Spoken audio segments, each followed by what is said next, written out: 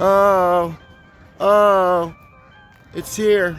It's Finn with Treehouse Overland, and it's here. Ordered this on 4/20. It's now 9/15/21. We're going on 4 months, but it's here.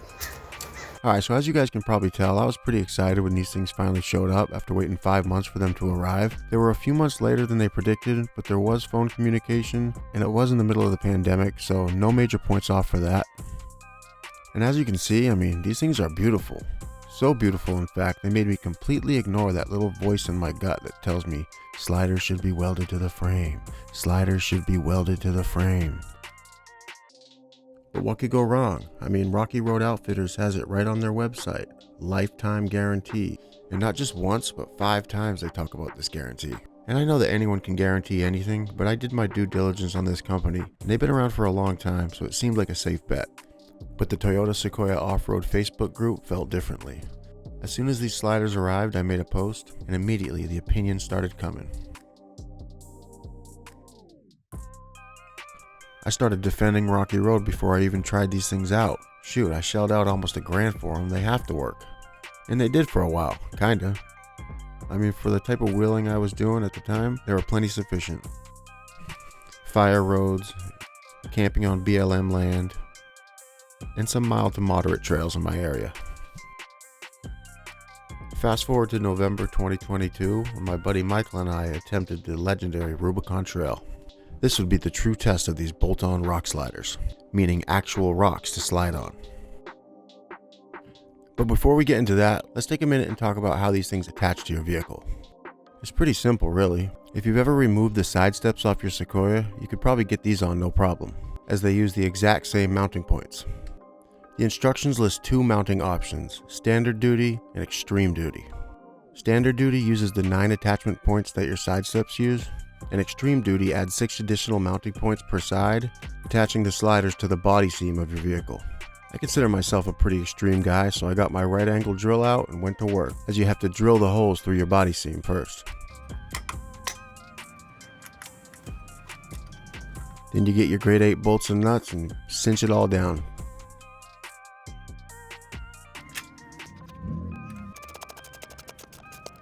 Alright, so starting at the driver's side front, we got 3 attachment points there.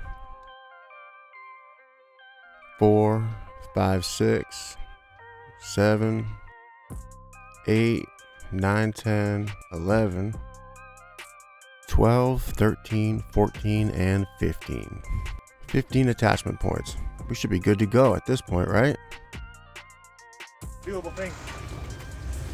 No. That's okay.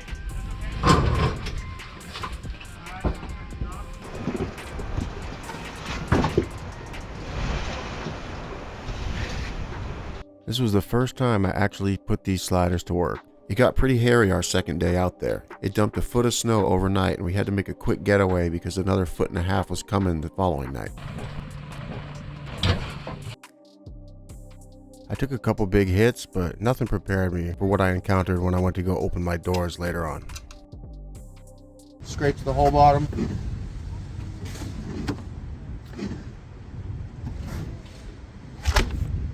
This is the worst one by far.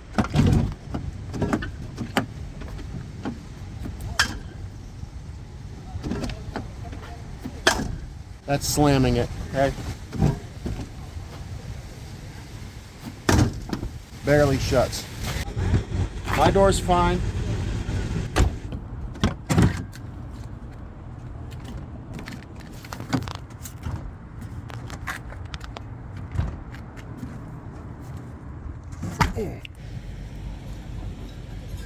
Weather strippings torched.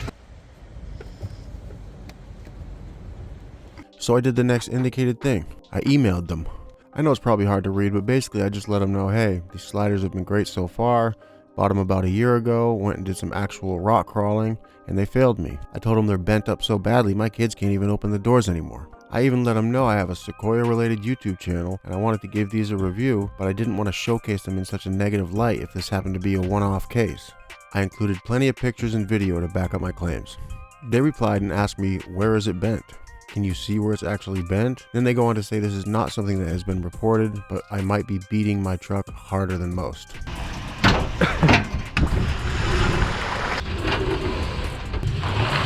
Come here. The next email says they haven't seen anything like that on a Sequoia or Tundra before. They suggested I loosen the kit and use some washers as spacers to help bring the outside edge back down. I responded, wouldn't this be a situation where the lifetime guarantee comes into play? I could see washers doing more harm than good, especially after another weekend of hard hits. Wouldn't they decrease the amount of surface contact and warp or deform the truck body even more? I mean, I'm no engineer, but washers, really? On a lifetime guarantee product? Then I got ghosted. I never heard anything back after that email.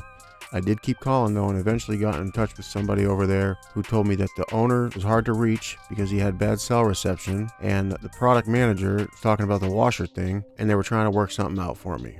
I called once every couple weeks just to check in, but no progress was being made, and he couldn't give me any timelines where anything might potentially happen. Now, I spent a lot of money with these guys even before I ordered the sliders. I bought all 4 Skid Row skid plates from these guys because they had the best prices at the time.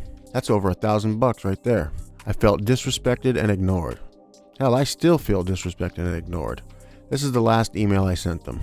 I told them it's been 6 weeks since I first contacted you guys, haven't heard back. I have a solution I'd like to run by you. At this point, I'd just like to weld these sliders to my frame. The sliders are fine, it's the mounting system that failed. And I asked if they'd be willing to send me enough square tubing and plate to do that. I told them I feel like this would be the best move. It falls somewhere between using washers and you having to send me a brand new set of sliders. Now guys, I'm fully aware that in this off-roading world, things are bound to go wrong, especially when we overload our trucks with weight and put them through hell. So I wasn't completely surprised when these sliders didn't perform up to my expectations. What did surprise me was the complete and utter lack of support I received from the company. I've had mostly great experiences with these off-road companies: Coastal Off-Road, SPC, Skid Row Off-Road, East Coast Gear Supply. They all have excellent customer service. This was not my experience with Rocky Road Outfitters. I had to figure out who the owner was and send him a message through Instagram just to get a response. I won't bore you with the back and forth of this conversation, but he basically said the sliders did their job and the mounts on my vehicle failed. And had I not had his sliders on, I'd be looking at a lot more damage than I am now. He would not honor my request to send me some square tubes so I could weld them on, but he did say that he'd take them back, lower the mounting points a little bit to give my doors some breathing room, and then mail them back to me. I would be required to pay for shipping both ways in this instance. So technically he did honor the warranty, but at this point I'm no longer a believer in bolt-on sliders, and I don't want to pay to have these things shipped to Utah and back to California. So this has just been my experience. Do with this information what you guys will. I won't be giving them any more of my business. I hope this helps somebody. This is Finn with Treehouse Overland signing off.